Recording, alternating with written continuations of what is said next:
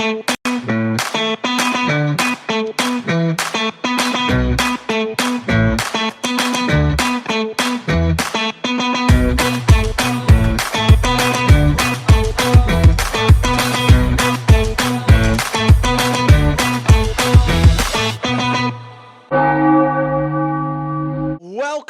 to a new era for Broad Street the Brittany, UK Phillies show, podcast, wherever you're listening, wherever you're watching. Welcome. And like I said, it's a new era. We're going about the show slightly different now. You've got so many brilliant Phillies podcasts out there, so many more, a lot in depth. And we can't compete with that. Come on, we're just three guys from the UK who are sleep deprived. You can't remember everything anyway, and we rely on those pods as well. So we're going to do it of more a fan pod, a fan show. You know, our emotions throughout the season, along with you guys as well, watching and building a little community here as well ourselves, and giving the news to a predominantly British audience. For things they may have missed and keeping people up to date, but well, you guys as well in the US, like I said in the video promo, it's a Philly show with a British twist. The twist being our accents. That's pretty much it. But we're glass half full, positive group. We're gonna try and bring the fan base up through the tough times and ride with the good times, and that's the aim. I'm glass half full. Morgan and Richard, who we're going to introduce you shortly to, a glass half full as well. And you know, we're going to have some fun guests on this first show right now. We're going to have Spencer McKercher coming right up, and he's a brilliant guest. NBC down there now. He won't like this, but Mr. Big Time now, interviewing the players, interviewing top, right in the heart of things, and he's a great guy to chat to you about baseball, so we're going to get into that very shortly. But let's introduce you to the crew. So you got myself, of course, Dave Shaw from the UK Phillies. You've got Richard Skinner, who is also UK Flyers, if you're a Flyers fan as well. Catch him on, I think it's just Instagram. Yes, not yeah. Twitter, at UK yes, Flyers. I'm not Richard, on that, how are I'm you, not buddy? on that site. Yeah, I'm good, man. It's actually, speaking of hockey, it's been really nice with the Olympics on that I've been able to watch like more games. I mean, like you think baseball's bad for the timings, like hockey's a whole other like every games have been like pretty much, or I get maybe one game a month. So it's been nice to watch some proper stuff. But I'm certainly excited to talk Phillies again. Just preparing for this is like, I was like, I'm so ready for the season to be back. Yeah, and I know spring's here, and I'll watch an inning of spring training baseball, and I'm like, get me to opening day. I mean, I think when it was on last year, I was saying, I'm really excited for spring training, and then let's just say I'm excited for the regular season. I'm looking forward to obviously seeing Garcia. But I'm excited for the build-up. Yeah, the build-up and seeing the new rules in place. You've got the challenge system now. I know the shifts have been tweaked again. They're a lot more stricter this year as well, which will play some effect going into the new season as well. But the challenge system is going to be fun. Is Chris Sale saying he's not going to do it? I think he will. I think everybody will. I think they will adjust quite easily. It's a tip of a cap. It's not hard. And I think once the games are in full flow, it's going to come natural when they don't like something. But yeah, it's going to be interesting how it plays out. The MLB in general, I think, have got the rules pretty good so far. I know there's a lot of changes. It's better for us in the UK in terms of times. The games are shorter. The Ghost Runner, I know, is still quite an opinion. I don't mind it myself. I like it. I would think I would maybe say from the 11th or something, not straight away. I'm the other way. I think Ghost Runner 11, 12, no, 10, 11, maybe 12, and then play normal again. And then, and then let it go into the night. There used to be nothing like waking up here in the UK at like 8 in the morning, having breakfast, and there's a game, and then like the 19th, 20th inning still going on in an empty ballpark. And we have Morgan Bruce with us, his debut on the show, and going to be a regular co-host with us as well. Morgan, how are you, mate? And where can people find you on the socials? I'm doing really good. I mean, hearing the cleats on the concrete, hearing the snap of the bat, and the baseball hitting the glove, hitting that leather, just hearing those first few things, it just get me to spring. I'm excited for the first spring training games. And it's not long until the World Baseball Classic, until we're watching our Phillies players, Bryce, And players like that, even Taiwan Walker, Alan Rangel, I don't know why they're the first ones to come to mind, but we're seeing these players. Vance Worley. Well. Unfortunately, not Rincones, but we're seeing our guys. Vance Worley, like we're seeing our guys. Yeah, 15 players at the World Baseball Classic. That's good. We're seeing our guys represent their countries, and I think it's going to be a lot of fun to get us some competitive baseball before the end of March when we start the series start the season against Texas. Absolutely. We will cover the World Baseball Classic in a bit more detail, probably next week's show as that starts to build up as well. 4 years ago, was it 3 or 4 years ago? It was brilliant. Absolutely brilliant.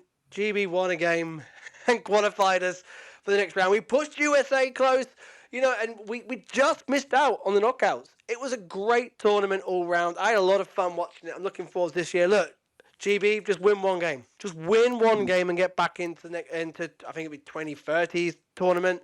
Just keep getting in, keep building the investment in this country, and keep building the game. It did one. Harry Ford, he was nearly knighted over here after his performance in the World Baseball Classic 4 years ago. It's great to watch. We will cover that. No Rincones, he's injured. He's staying with the Phillies, so unfortunately he didn't get into GB's team. He was injured last time as well, 4 years ago when he was first drafted. But hey, we move. This show will be a bit of a different one to the others. We have got Spencer McKercher coming on, like I said, who'll be the majority of the show. And that's no bad thing, because I love listening to Spencer talk Phillies and what he's up to in Clearwater. But we're going to keep an eye on the minor leagues this year with the Lehigh and the fighting Phils, Reading fighting... oh my word, I'm getting confused. The fighting Phils and the Iron Pigs, and keeping an eye on the players to watch coming through as well as the draft when it comes on. We'll also give you players to watch in spring. What's going on over here in the UK? There will be an opening day watch at Passyunk Avenue at Waterloo. More to come on that as the time gets nearer. Actually, I'm there tomorrow as well. So I should have some more details then. And we want to hear from you guys as well, who are either going to spring. If you're going to Clearwater, let us know. It'd be great to have you on for 5-10 minutes. Talk about your experience. We want to sort of get people listening over in here in the UK and Europe and wherever closer to the Phillies, the fans over there, and bridge the gap, as it were. And people going to the games. We want to hear the highs of the wins.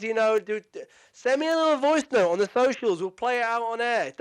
Not too long, just a 20 second max clip of elation or those gutting, gut wrenches, defeats. We'll put them on air as well. We want to hear from you guys. We're going to throw out some questions throughout the season. Read your replies on the show as well. Get everybody involved. Make it a real fan show. We're going to have competition, guests, quizzes, prizes, and a What the Cruck segment as well. And yeah, it's pretty much what it sounds like. John Cruck gives us endless fantastic one-liners and stories, and we're going to capture them each week and put the best bits out on the show as well. But that's all to come. Like I said, right now we are joined by Spencer McKercher, who is in Clearwater, there for the first full team workout. He's got everything for us. Let's get into our chat with Spencer McKercher. Now, a lot of you may know him already, but for those listening for the first time, welcome to our first guest of the new show. It is the digital video producer, editor at NBC Phillies Sports, the co-host of the brilliant NBC Phillies Talk podcast, and now Phillies interviewer. It is Spencer McKercher. Spencer, how are you, buddy? Dave, I'm not going to lie, I'm honored, man. Honored to be the first guest on this wonderful new show, man. It's not even new, but rebranded, and I'm so excited for you guys and can't wait to follow along. So I feel honored to be joining you guys today. And for you yourself, like, you're in Clearwater. You are the man who we see when the players get interviewed. There's you with your mic, like, you're interviewing Topper, Tanner Banks. There with Bryce Harper. Like, for you, this is just must be a dream come true right now, right? It is, buddy. It has been for the last 8 years. I've been coming down here. This is my 8th year down here in Clearwater. And I'll tell you what, man, it never gets old. As soon as you come down here, the weather is nice too. But when I was actually just telling some friends, as soon as you smell that fresh grass and as soon as you hear the cleats on the dirt, man, it does something to you. It changes your whole life. So, yeah, man, honored. I appreciate the kind words. It's been a new journey for me, and excited to kind of see where it takes. But like I said, man, can't be more happy to be here with you guys today. I love that. I imagine as soon as the sun hits your skin when you get off the plane, it's it's just so good. It's a whole different feeling, buddy. It's a whole different feeling. So we know you quite well. I've known you for quite some time now. I think met Richard last year at Palladium. Yes. Palladium? Yes, it was Palladium. With Ricky Bowe. Oh, I still have dreams of that pizza or the pie. Oh, dude, still some of the best. So good. That was your first experience, wasn't it, of the tomato pie? Yes, yeah. I mean, theirs is obviously a bit different to the traditional one with like the sort of the jalapenos and stuff on it. But it was top tier, top tier. I got to say, it's so funny. Richard, for the first time ever, had this huge slab of tomato pie. He was about to It wasn't even mine. It was Matt's. I just tried some of it. It was, yes. He was about to try. I had the cheesesteak egg rolls. His first experience, and then we're surprised. Spencer brings in Ricky Bowe and Michael, and we're like, "Oh, this is incredible!" And Richard's like, doesn't know what to do, whether to pick up the tomato and try it. I was more interested in the food. that was awesome. Like Ricky Bowe, yeah, but tomato pie. yeah. Come on, man. It's going cold, man. Tough place, Richard. You're in a real tough place. So and of course, I had Spencer when you're over for London, where a lot of people met you there in what was one of the greatest weekends of my life. I'll never forget. But for those who may have not heard you before or may have not known too much about you, we're going to ask you some very quick fire questions to get to know Spencer McKercher. Are you ready, buddy? It sounds Mr. good to me, Big man. Time himself. I can't do that. I thought that was off the script, man. First of all, Spencer, where can the people find you on the socials? Yes, so just SW McKercher, McKercher. Been posting a lot of stuff down here on Twitter, X, whatever you want to call it. Instagram as well, TikTok as well. So yeah, anywhere you get your content, just SW McKercher. We'll be posting a lot. First full squad workout here today on Monday. So this week and throughout the season, if you ever want to see some Phillies content, I got you guys. Oh, and he has. Yeah, like your Instagram stories, your Twitter story, your Twitter posts. I'm all over it, man. It literally keeps me connected. You and all the NBC boys. What's your hometown? Where you from, Spence? Yeah, so originally from Hanover, Pennsylvania, out near Gettysburg, about 3 hours west of Philadelphia. Grew up there. Mom and dad are still there, so it's always good to go back home and visit them. And then went to school right outside of Philly, a little D2 school called Westchester University. And then yeah, man, kind of been working on NBC now. Like I said, this is my ninth year at NBC, which is just ridiculous. Time has flown by, but yeah, looking forward to another great year, buddy. What's the coolest thing about your job, Spencer? I know all of it. All of it is what you do. What's one of the coolest things about your job? That's such a great question. And it was funny. I actually was just talking to some college students the other day. Got invited by a professor who used to actually work for us at NBC. And they asked the same question. And I took some time to think about it. And I still don't have a great answer to it. But I think just the connections, being a part of living a lifelong dream, right? And the connections you're making with the players, gaining trust with them, gaining trust with the front office, gaining trust with, everyone behind the scenes, Phillies PR. They're phenomenal. I think, I've gotten some interactions with some other public relation groups and throughout baseball, basically. And from what I can say, it is the best in all of baseball. So I think just gaining those connections, the access, and like I said, this has been a dream, growing up in Pennsylvania and in the U.S. too. I'm sure you guys have it too, but like growing up watching SportsCenter all the time and basically wanting that to be my life. So I feel very blessed and honored to kind of live out a childhood dream and to have the access and be able to talk to these guys and kind of get the content that hopefully you guys love. I think that's got to be my favorite part. I love that. That's a great answer. I love that. Never take it for granted, practicing. buddy. Like, keep living that dream. Yeah, never have taken it for granted, man. And that's the thing. If I am lucky enough to stay in this industry for as long as I can, there won't be a single day taken for granted. Even just like waking up down here and on the flight, everything, man. I feel like I've just been living a dream this entire time. And like you said, I'm glad you said that because it's something to never be taken for granted. Oh, man, I love that. How did you become a Phillies fan? Great question, dude. So both my parents grew up in Pittsburgh. So growing up became kind of a Pittsburgh fan. So if you're a Phillies fan and a Philadelphia fan listening to this, I'm sorry. But yeah, so then to be honest, man, kind of in Westchester, the team wasn't great when I was there. But it was fun to just come to games. Tickets were kind of cheap at the time too. So coming to games, being a part of Citizens Bank Park and watching this team kind of develop, even some of the young guys like, Reese comes up in 2017, Reese Hoskins, that is. And he comes up in 2017 and just following his journey over the last few years then too. Obviously not a member of the Phillies anymore, but just those young guys that were very scrappy, they might have not showed record wise, but they kind of had that embodiment of the Philadelphia mindset. And I think taking it from there has been kind of where the fandom grew. And then obviously when you work 140 of the 162 games a year, buddy, it's hard not to become a small fan. But obviously I have to turn that off every once in a while. But yeah, man, it's been fun watching this group grow, especially basically since Bryce got here in 2019. And the next question I had was favorite Phillies player growing up, but that's a bit tricky. So who's your favorite baseball player growing up? Who did you look to and go, that's my guy? Of course, dude. So growing up, I was actually a Brian Roberts fan of the Baltimore Orioles, second baseman, just one of the gritty guys. He was the nicest guy. I got to meet him when I was a kid a few times. So growing up, actually, we're about 45 minutes north of Baltimore there in Hanover. So we grew up going to Orioles games all the time. Me and my dad would head down there. At least, ballpark, the best Camden Yards, man. It is. It's Citizens Bank Park on drugs, man. It is such a beautiful, it's such a beautiful ballpark.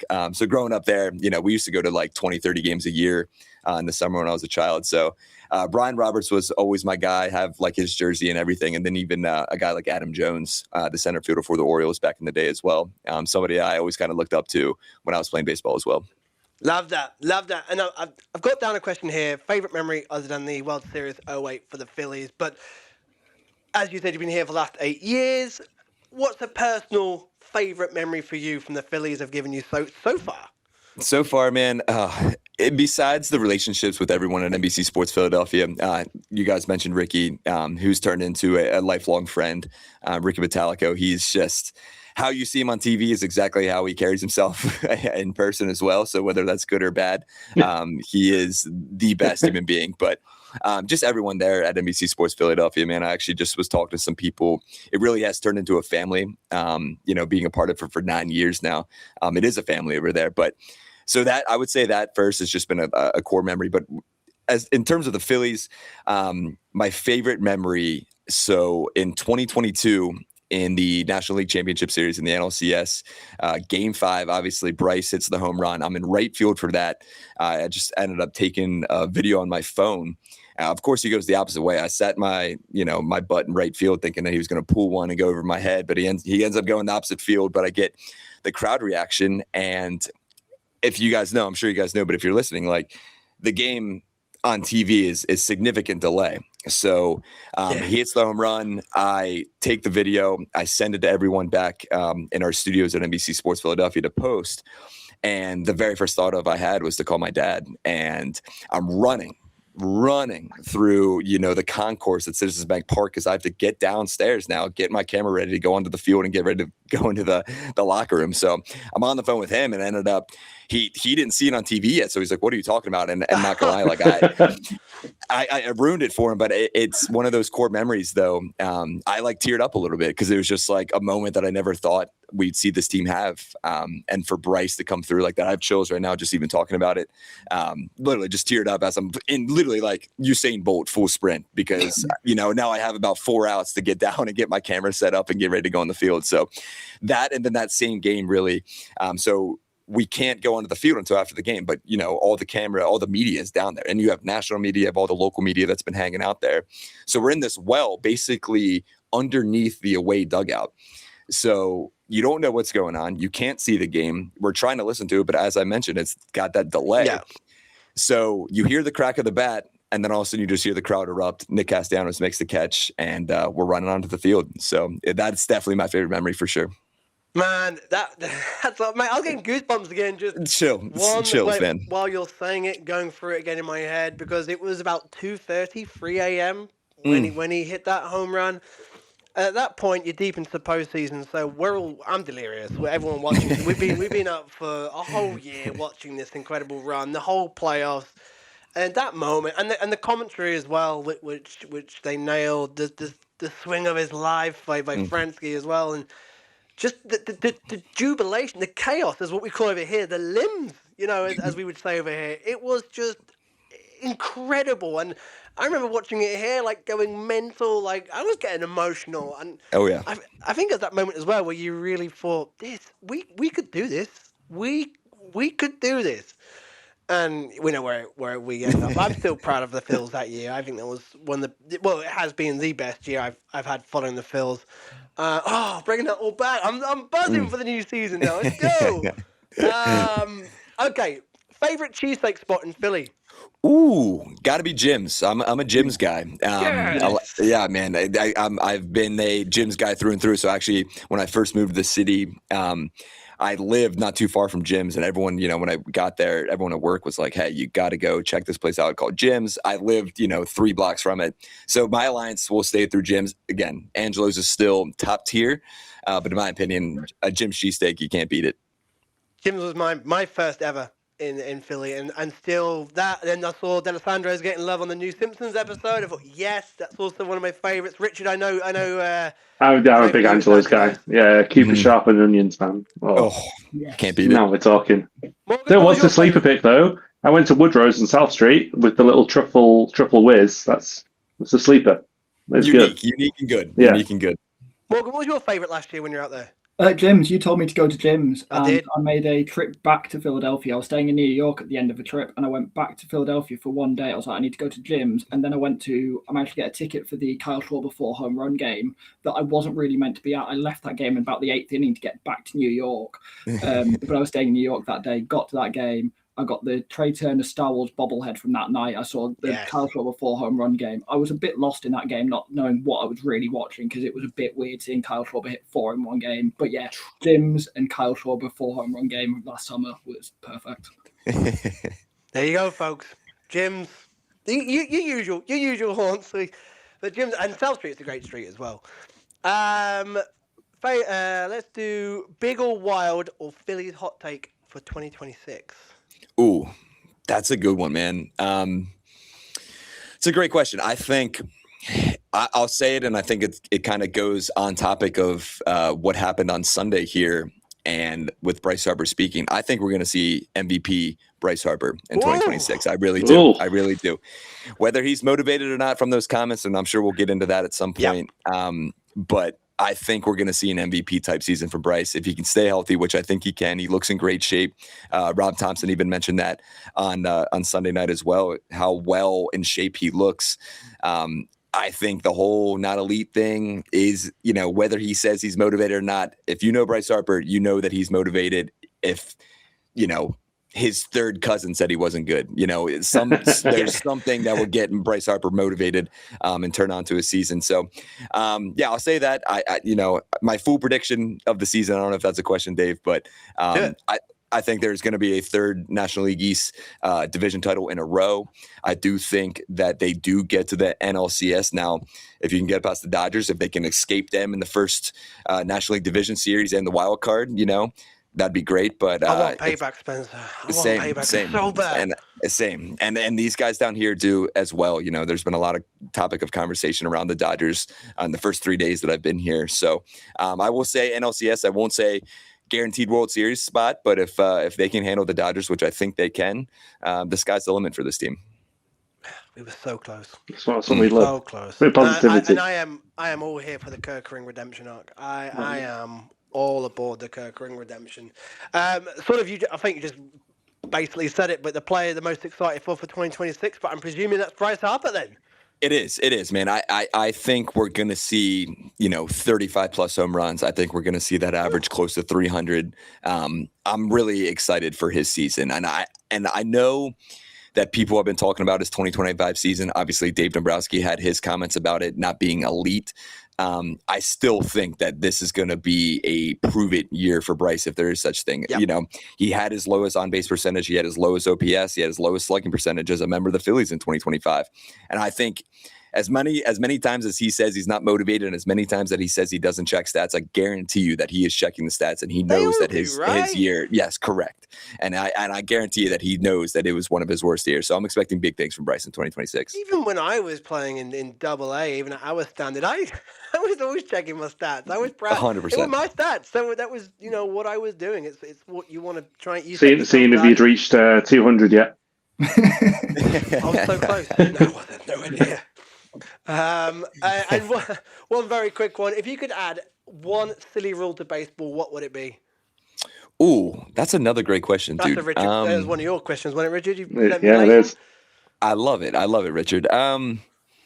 Man, caught me off guard. I don't know. I would say, I think the Ghost Runner rule is kind of silly to begin with, in my opinion. I get it, speeding up the game, and we've seen how improved MLB likes that and how improved game times have been. But I'm an old school baseball guy, so I kind of like that 4-hour game every once in a while.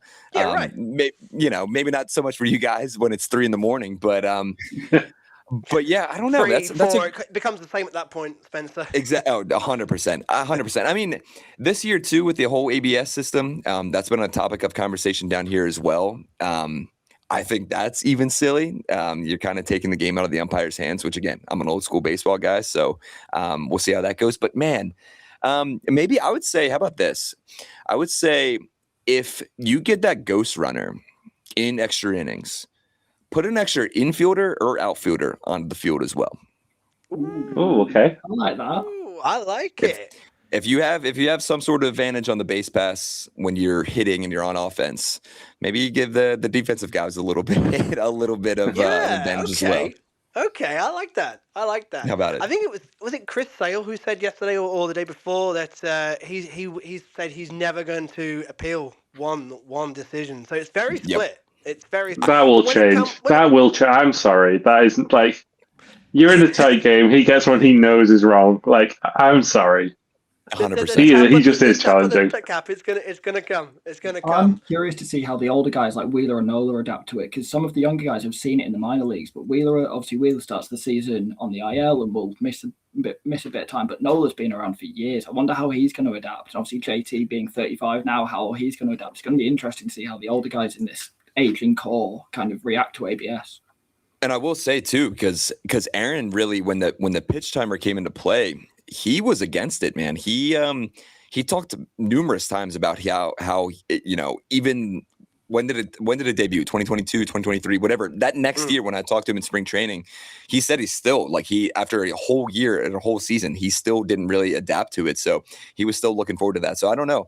It's a great call, Morgan. I don't know how some of those veteran guys. I will say Rob Thompson today said in spring training, he's going to let the first 10 games, he's going to let them decide. There is no really, strategy in the first few games here in spring training.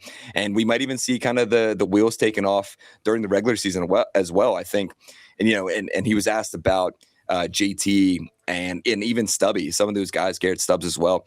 They liked it in spring training last year, and they were really good at it. JT, like you mentioned, Morgan, is one of the best catchers in all of baseball, a veteran guy who's 35 years old. I think he's going to use it to his advantage as well. And I think they're going to have to make that decision, and they're going to kind of feel it out as spring training goes along. But I'm full with Rob Thompson kind of letting them decide going forward. Do we reckon Trey challenges one straight down the middle again? He got enough trouble for that last year. There's definitely a strong chance, because some of these guys, man, like we talk about the old school baseball. These guys are all old school baseball. So I'm really excited to see how they kind of like take it seriously or not in the first few games, especially if Rob's kind of like, hey, do whatever you guys want to do. It is going to be fun to see if they kind of mess around with it a little bit. Who makes the call? Is it the catcher or the pitcher or both? Both. So, and even Rob said they had a meeting with Major League Baseball on Sunday, actually, all the managers and coaches and all that stuff. And basically, here's like a unique situation they were saying. So say there's a runner on first or, any base, and they go for a steal, right? And the catcher then, there's an appeal that the catcher makes, whether a ball or strike. and say it's a close play at second base if the runner's stealing from first to second. MLB is going to go into, and this is kind of breaking news, I don't know. But so it sounds like Major League Baseball is actually going to attack the stolen base first, that call, and then they're going to go secondary with the ABS challenge. So it is interesting to see what they're going to end up doing. But yeah, it's very weird. That's going to throw a nuance somewhere, isn't it? And you know dang well that there's going to be some sort of situation, probably in that first game, where that's going to happen, and we're going to see how it all unfolds in real time.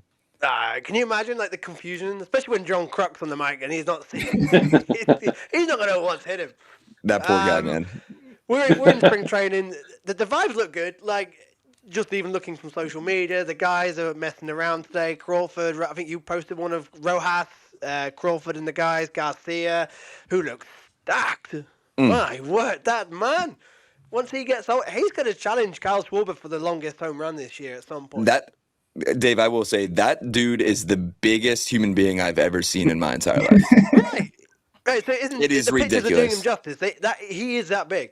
Yes, he's massive. And it's funny that I was talking to some of the Philly social media guys here. They have a picture that they're kind of holding on to of him staring into the camera with like his muscles out. And it's like intimidating. They said it's kind of scary to look at. So yeah, man, vibes have been good. It's funny. Talking to some of the writers down here, it sounds like everyone's kind of tense, right? There's that whole thing with Nick Castellanos, which I'm sure we'll get into as well.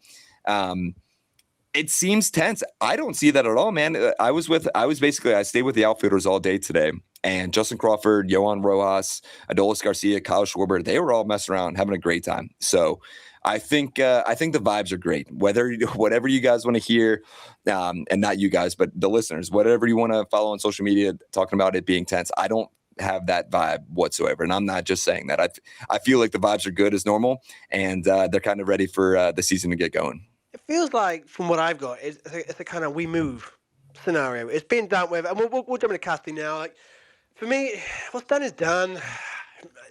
The whole soap opera around it, I don't really care for. It's an end of it. I'm disappointed with the way it all panned out from start to finish. He wasn't the player we hoped we'd get from the Reds. I don't know. It's a bit like what we say over here. It's a bit like Marmite. You either love or hate. There's no in between. Everybody was so decisive over. It was either pro or anti-Casty. It didn't work out. I feel there's a cloud lifted now. No, this is all done, dealt with. He's gone to San Diego. All the best to him.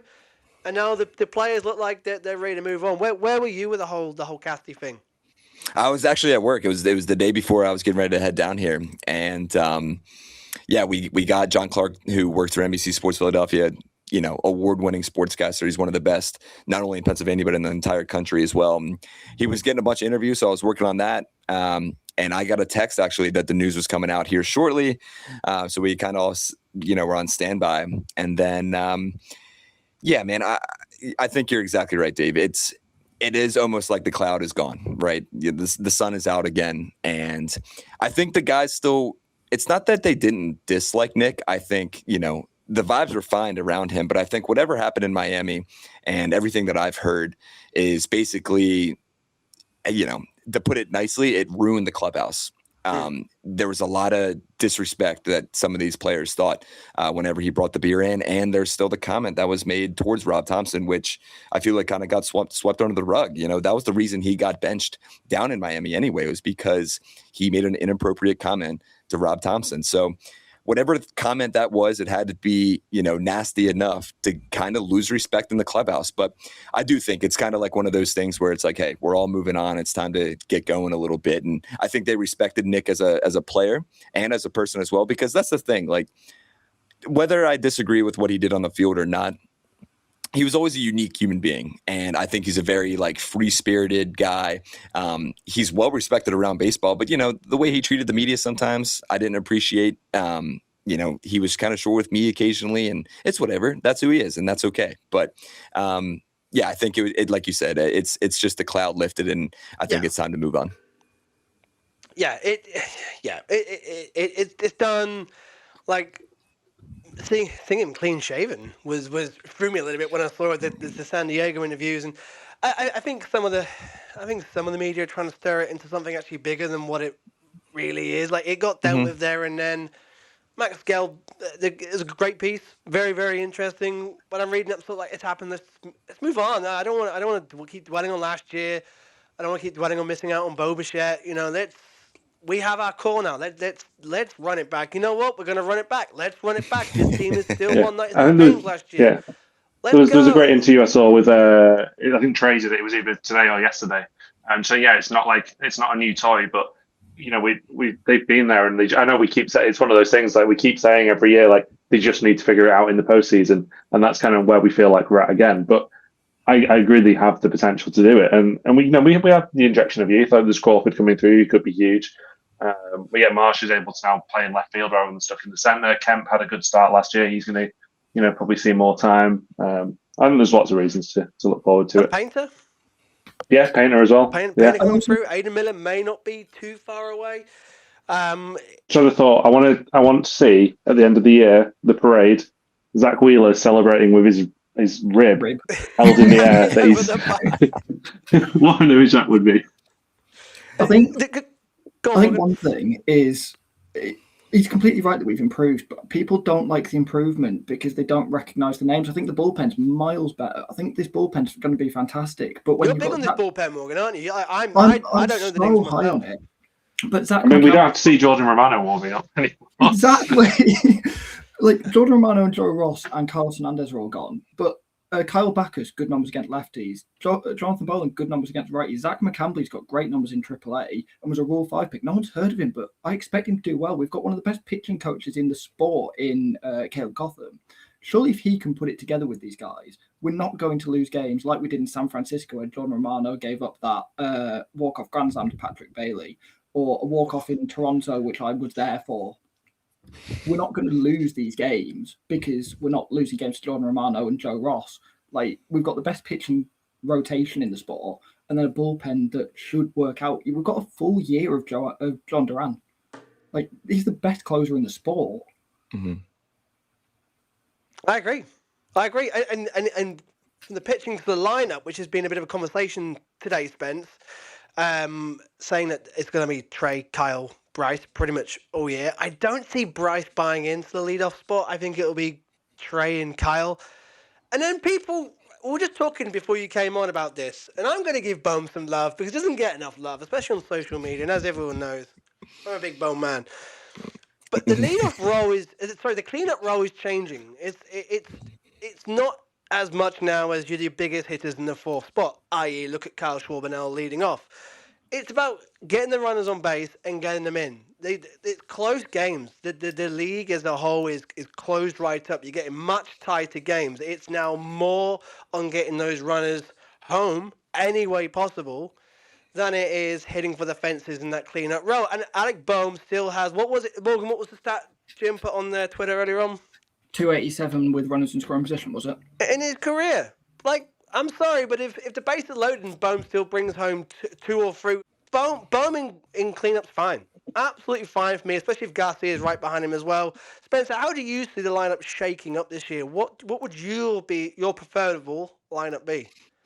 Yeah, I'm with you on Alec, and I know, again, going back to old school baseball, I think it would be great to have some power in there. We haven't seen power from Alec Bohm. I expected him when he came up here to be a 25 to 30 home run guy. We haven't seen that.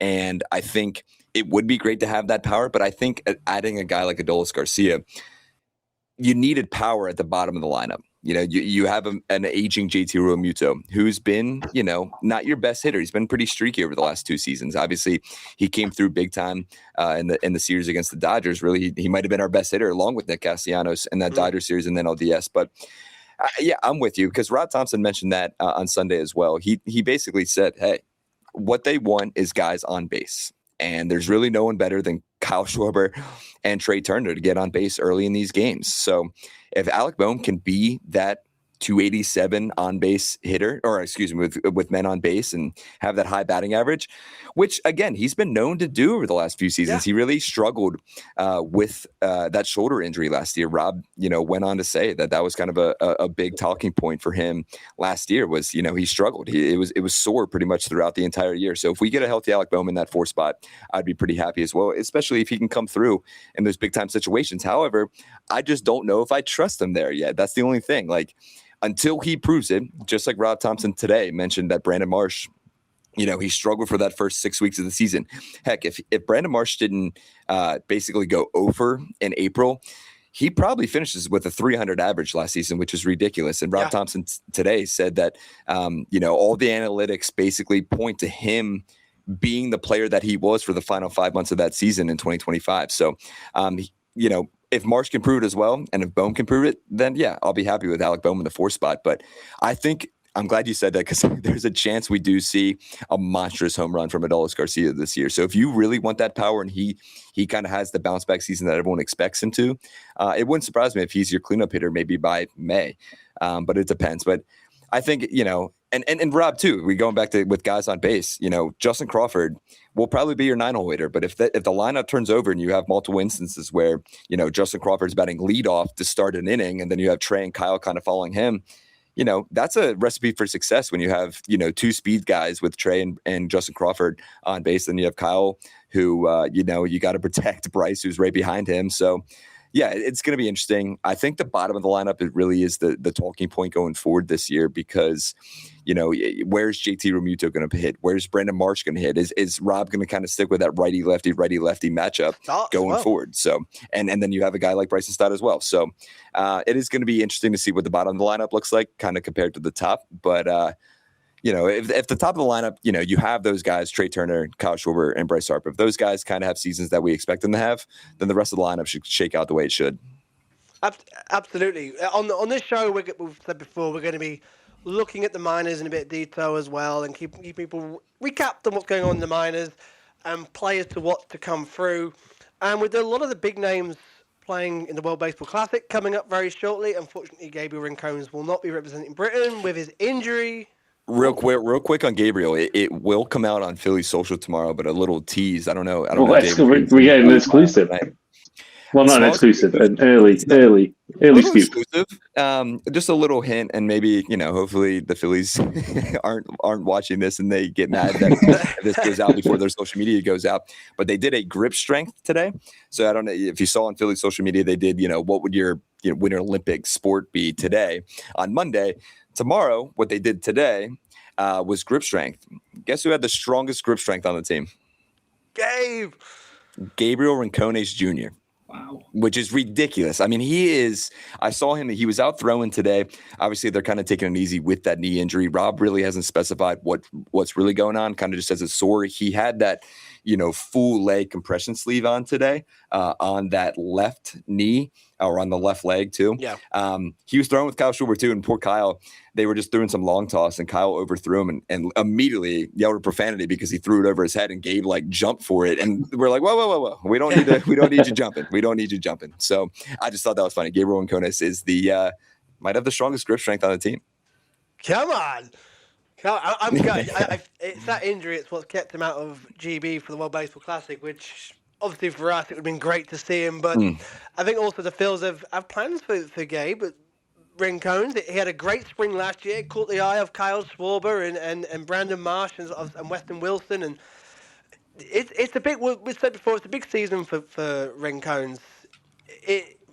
This is the year where opportunities could arise for him, and he's got to be ready. Staying healthy is one of his downfalls, not through no fault of his own, but unfortunately injuries have happened at the worst time for him, and he's starting spring slightly behind as well. But from what you see from Rincones, do you think he's on the brink? Because it looks like to us like this could be the year we could have a Team GB player playing for the Phillies.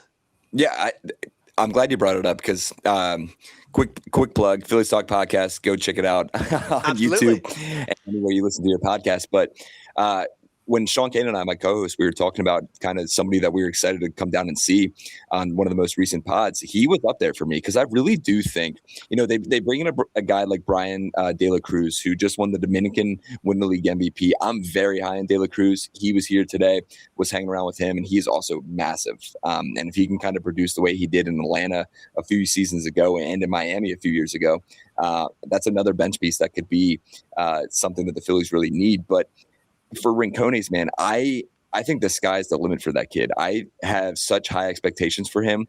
If he can stay healthy, I do think that we could see him maybe in the big leagues this season, depending on injuries, depending on how he's feeling, depending how the rest of the bench kind of plays out. Because I think Otto Kemp and Amundo Sosa and either Rafael Marchand and Garrett Stubbs are pretty much locks to be bench players. So you have one more bench spot open. Really, that's the only camp battle going on besides, those new guys in the bullpen that'll be vying for that right-handed spot. But I expect him at some point to hopefully reach the major leagues this season if he can stay healthy. If not, maybe in 2027, because I do think the Phillies are very high on him, as am I. I love it. And we were going through players to watch this spring, and Morgan brought Keaton Anthony as a guy to watch. Go on, Morgan, you take it away. Why Keaton Anthony? And then we'll ask Spencer some other players to slightly under the radar to watch out for this spring. I mean, Keaton Anthony, for me, with Bryce being at the World Baseball Classic, he's a first baseman. He's got power. He ended last year at AAA, and I was doing my research before this podcast, 15th ranked prospect in the system. And our farm system is getting better. I know there have been some years where the farm system hasn't been great, but this year it's getting better. We've obviously got Crawford and Painter graduating. Miller's close to graduating to the majors. It's a good farm system. At AAA, he hit 313, 374, 433 for an 807 OPS. And in AA, he had a 902 OPS. Like, you can't shrug at someone that's hitting over 300 in AA and AAA in his most recent season. This kid is going to be good. There are obviously some concerns about first base being positionally blocked with our MVP. And as Spencer said, we could get MVP Bryce this year. But he's got potential. And when spring, you've got so many games, sometimes you've got 2 games a day. We could see a lot of Keaton Anthony over the next month or so, and I'm very excited. I am. I've always got mixed up about Keaton Anthony. I mean, when we went to the Iron Pigs game last June, he was one of the players that really sort of, we were like, this guy looks, he's got something about him. Yeah, and he was. He really was. We're there mainly for Gabe. We're excited to see Iron Pigs. We'd already lucky enough to meet Gabe Rincones pre-game. He was amazing for us. I think a hit by pitch RBI was as good as his night got. But the start of Crawford played well, but Keaton Anthony was the man. Like, really took our attention of, well, this guy's good. He's definitely something about him. But who else should we be looking for in spring that you think could pop a surprise and stay like Rincones last year, sort of get his name out there and take a bit of a claim? I'm glad Morgan brought up Keaton Anthony because talked to him actually on Sunday. He's in the big league clubhouse with these guys, and some of the minor league invitee guys that get invited into the big league clubhouse, they kind of have their own corner over there. And some of the other guys are kind of messing around, talking, which is fine. Vibes are up. But Keaton is very locked in. He's messing with his glove. He's studying. He's writing stuff down in his journal. It's very interesting to see kind of the way he goes about himself. So I think there is a big opportunity, especially when these guys go to the World Baseball Classic. You mentioned that there is going to be way more opportunities for some of these guys that are in big league camp to get an opportunity for that. As for other names, there really isn't something that kind of pops out to me other than the big names like Aiden Miller. If you listen to the Phillies Talk podcast, I'm a huge Aiden Miller guy. Yep. I am so excited for that kid, man. I think there's a chance we do see him in 2026. I think he'll start the year in Lehigh Valley in AAA, and then there's a strong chance that we do maybe see him, whether he's at third base, whether he's, just a utility guy off the bench for a little bit, because, he brings the speed and all that stuff. But a name that has been thrown out there, and a name that's kind of been forgot about this offseason, is Genesis Cabrera. And if you're a Phillies fan, you know that name well, because that's the guy who hit Bryce Harper in the face in 2021, which landed him on the IL for an extended period of time before he really turned it on and got, that his MVP season in 2021. So he's in camp. He looks great, man. He was throwing. He was with Andrew Painter and Jonathan Boland today on Monday. I think that's a name that can make, a shot at this roster in the bullpen. He's had success in St. Louis. Then he kind of had he's kind of fallen off a little bit. But if he can kind of show what he had in 2021, 2022 with the St. Louis Cardinals, it wouldn't surprise me if we see Genesis Cabrera at some point this season. I'm excited to see what he does in games. And if he can succeed, I would love to see him in the bullpen or, if barring any injuries, we could see him in the starting rotation at some point. So, yeah, that's a name that really excites me this year in terms of pitchers. I love it. I love it. I know we've kept you for 42 minutes. Oh, you're good, man. You're good. We're going to go into a fun little game with you to finish it off in just very shortly. But what's next for you, Spencer? Like, are you there for the whole of spring, covering every game? What's the plan? I know the games start later on this week, but what's the general day-to-day of your day, and what goes on in spring? Obviously we see the clips of the basic, the drills, but is it like that all day? Do they break for lunch? Do they go and play golf? Like, what for us, obviously in the UK, that don't see much of spring training, what goes on down there? Like, what's the full day? Yeah, it's a great question, Dave, because I've had a few questions like that, and kind of what's your day look like down here. To begin, I will be down here until Sunday. So I'll be here for the first game in Dunedin, which is about 15 minutes up the road from here. So they play the Blue Jays on Saturday, the 21st. That is their very first spring training game. And then they're here at Baycare Ballpark for the first home game on Sunday, the 22nd. So my flight is like 9:00 at night on Sunday, the 22nd. So I'm down here for the full week of full squad workouts. And then we're actually coming back down in March for another week. So we'll be down here right around that St. Patrick's Day weekend, probably like the 10th through the 17th. We'll have a live show down here as well. There's a few surprises. Again, another tease. We have some big surprises. And there's some news at the NBC Sports Philadelphia front that will be coming out here towards the end of the week as well. But yeah, in terms of day to day, it really, so I am not a morning person. It has been challenging. It is, 5:30 right now on Monday, and I am wiped. That alarm goes off at 6:30 in the morning, after getting some dinner and having a few drinks too. So kind of, it hurts a little bit waking up in the morning. So then you wake up, you get here, the locker room opens.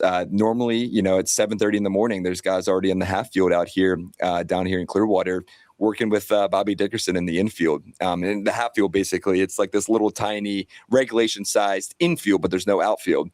So they're just working on ground ball practice and all that fun stuff. And then the locker room opens. You get the opportunity to talk to some guys in the clubhouse for about 45 minutes. You can just kind of walk up to them and say, hey, like, how you feeling? Are they all pretty open? Is there anything going? Are they pretty relaxed? Like, you just go up to them and, like, just do you generally talk to them, or are you in interview mode? Like, what's your approach to them? Yeah, so like today even, I talked to Edmundo Sosa. Me and Edmundo Sosa have a pretty strong relationship, just getting to know him over the last few seasons. So he came up to me, actually gave me a big hug, and we were just kind of reconnecting. So it's that kind of vibe. And then you kind of basically ask them like, hey, do you mind if I ask you some questions? You can say, sometimes it's not on camera. Other times it is on camera. You just kind of let them know whatever your vibe is. And then, they open up a little bit. Now, I will say, the morning clubhouse, normally not as welcoming and lively as it is later in the afternoon. But man, you basically you kind of hang out. You hang with the rest of the media down here. There's a lot of media down here. Man, I can't say enough about the Philadelphia media down here. Everyone does such a great job. And so, you kind of just like hang out a little bit, and then basically you go out. Today was a little different, obviously, with it being the first full squad workout. Rob Thompson met with the team for quite a while. It was about an hour. All the coaches and the entire organization, basically, even some of the minor league guys came over, and they have a big team meeting, just kind of going over some things. And Rob actually mentioned today that, he didn't give him his Rocky speech today.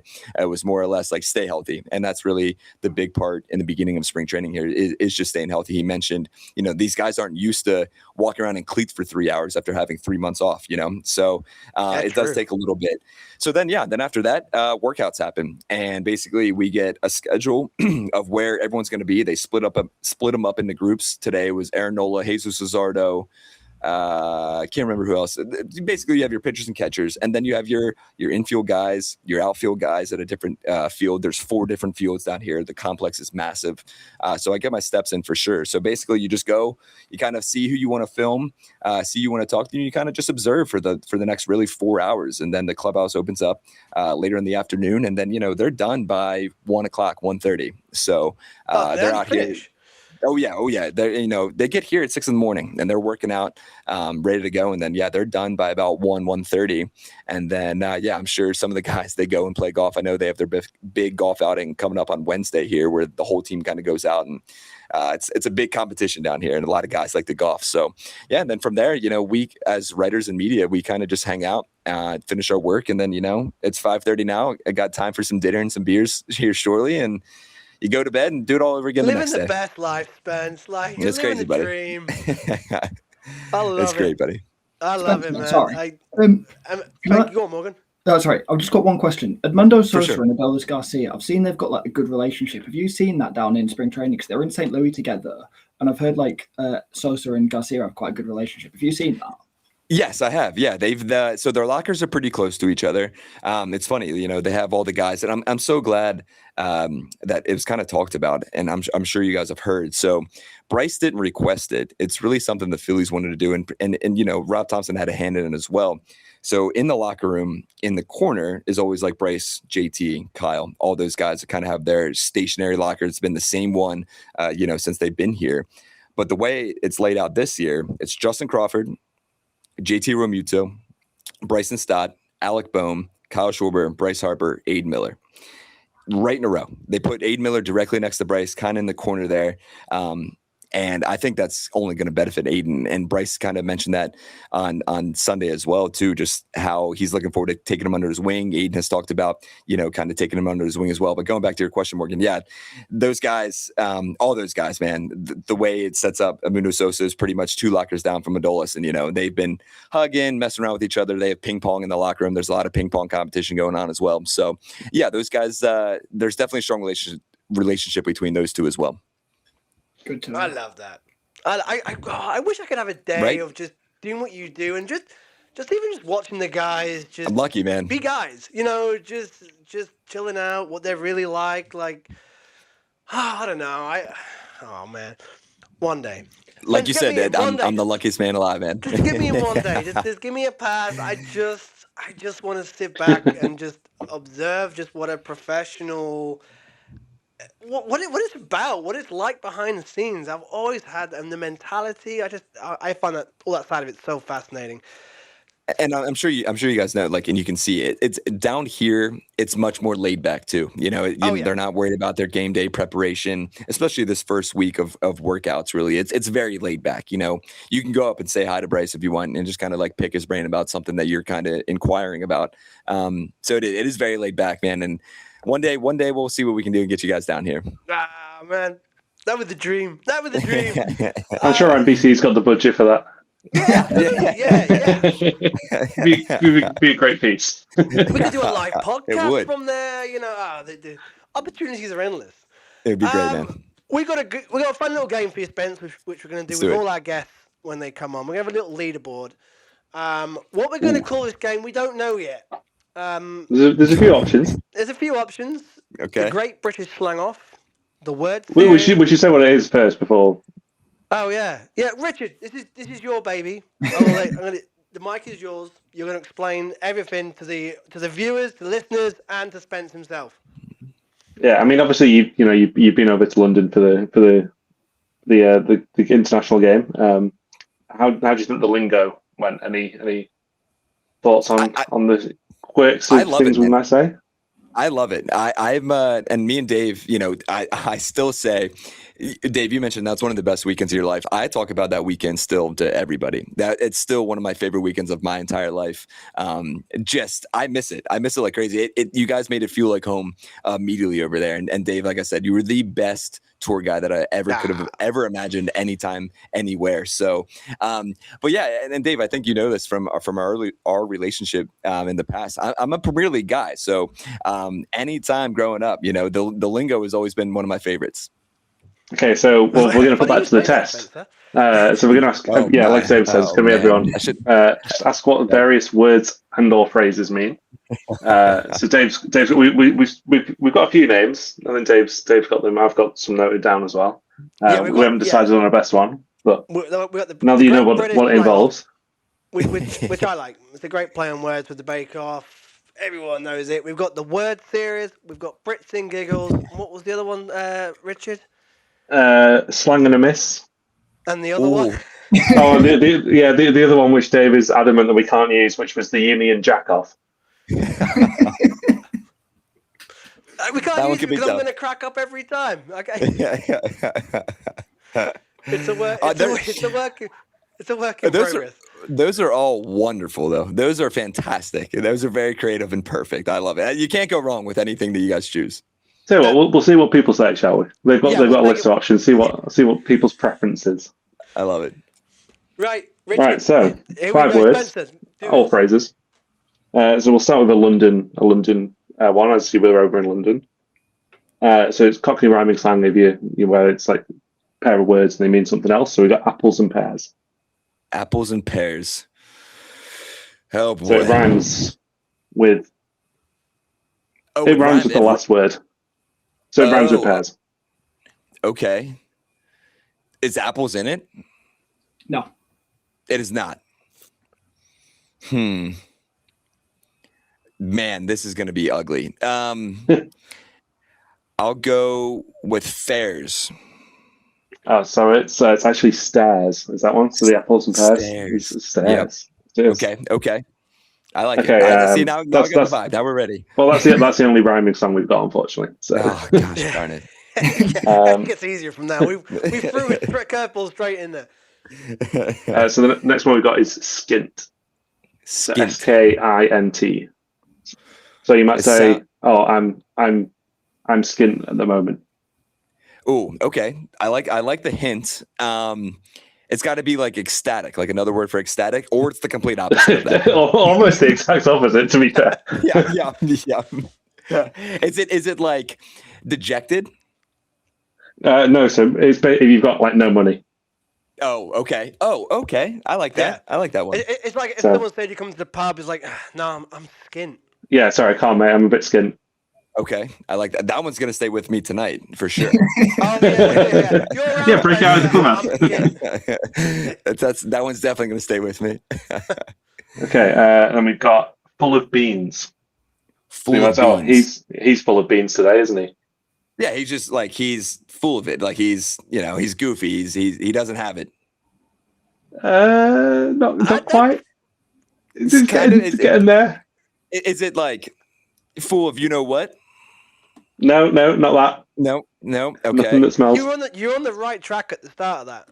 Okay. So is it like excited? He's like he's got beans in his pants or something. We'll give you half a point. I think half a point. Oh, let's give him one. Yeah, it's like you're full of energy. Yeah. Okay. Full of energy, excited. Yeah.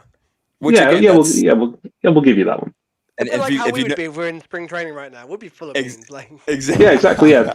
You can go. Yeah, you can. Tomorrow morning go down and see Bryce. Say, Bryce, are you full of beans today? I actually might. I might do that.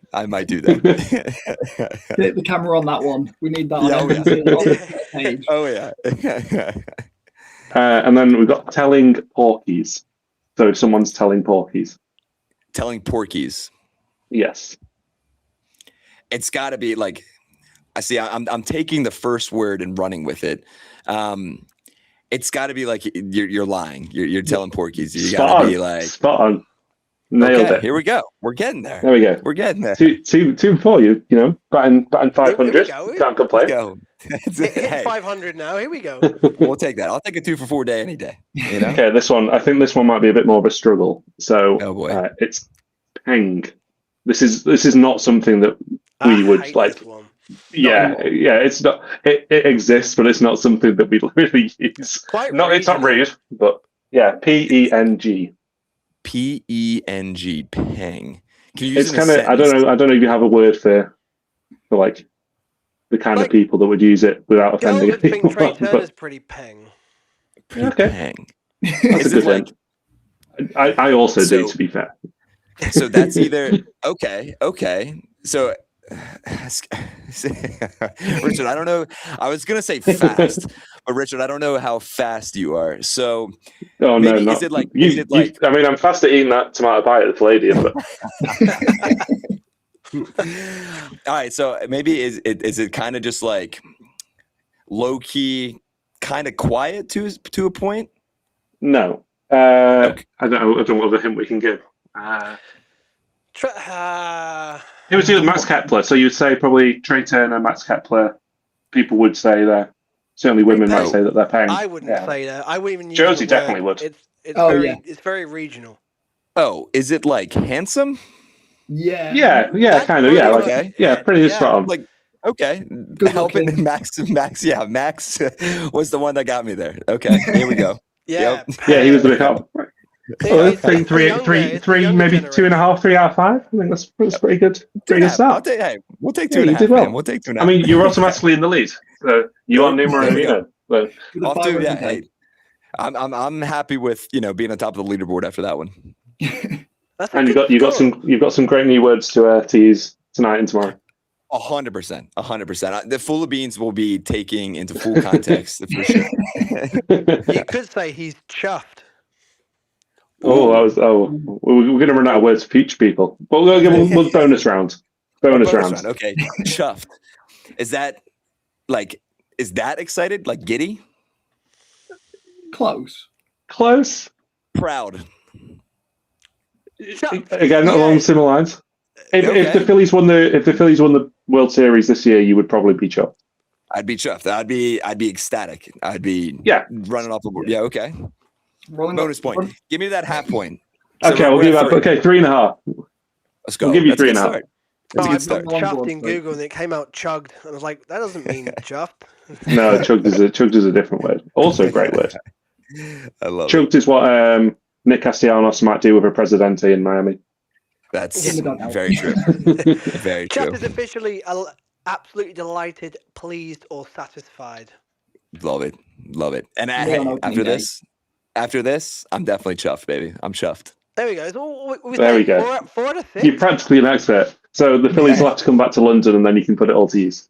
There you go. That sounds great. we need to get Ricky Bowe on the show.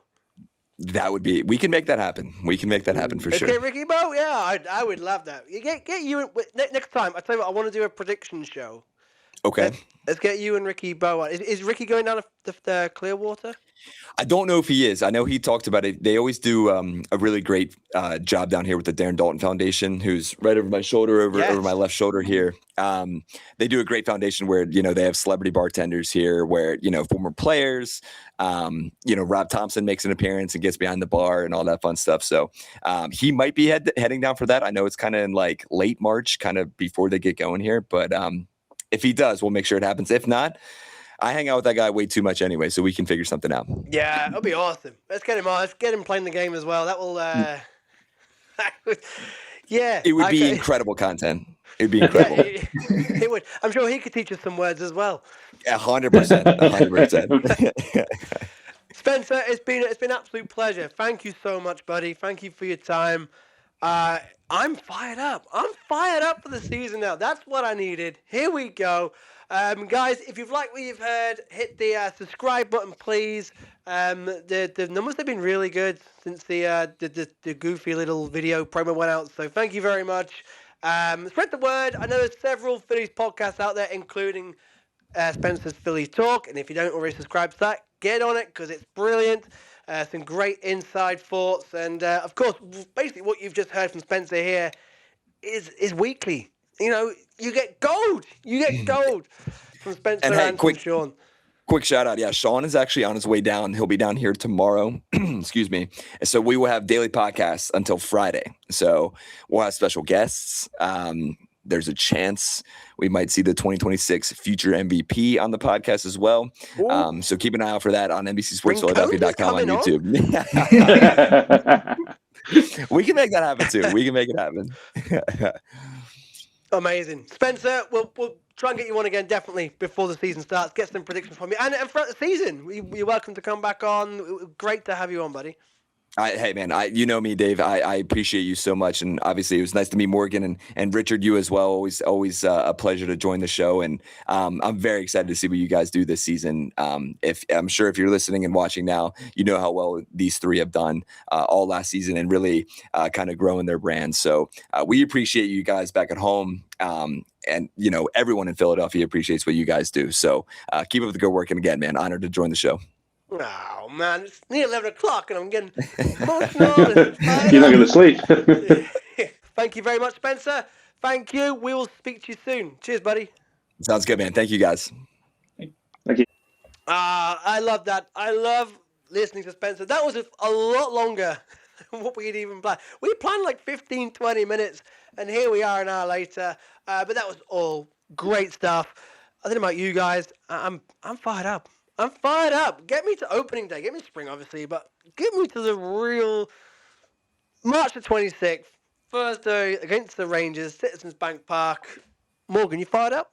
I'm very fired up. I'm ready for Adolis Garcia in a ballpark that will suit him, and he can just relax a little bit. He doesn't have to be. It's not just him and Corey Seager in Texas. He's got Bryce. He's got Schwarber. He's got Trey. He's filled with superstars. He can just hit it into the left field box, into left field stands, and send that place mental against his old team. Make his 2-0 in like the fourth inning. Adolis Garcia. Let's do it. Into Ashburn Alley, one of the longest home runs ever recorded at Citizens Bank Park. Does a little bat flip. Garcia's home. The place goes crazy. Yeah, I'm feeling it. Richard, what about you? Yeah, I'm very excited. Trey Turner back-to-back batting titles, Bryce Harper MVP, as Spencer said, and the World Series. And there's a lot to look forward to. Yeah, like you can't say we're not glass half full. That's set the tone for the season for our podcast as well. What did Spencer score? It was 6 out of. I've just lost all my notes on my phone. It was 6 out of 7. No, was it 4 out of 6? Not 6 out of 7. Let's not go down that road. Too old for that. I can't believe we just did that. My 6-year-old would be so proud.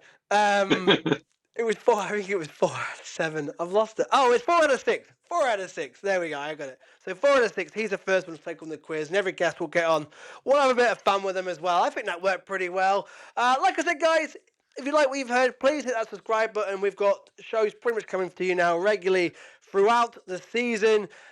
I'm excited. This podcast, like I said, is a new venture for the podcast. We'll try and get guests on weekly. We'll get Spencer back on. We'll definitely get Ricky Bowe back on. That'll be great content and value. But guys, thank you for listening. From me, Dave Shaw, it is Ring the Bell. From Morgan, Ring the bell. and from Richard, Ring the bell. yes. Good night, folks.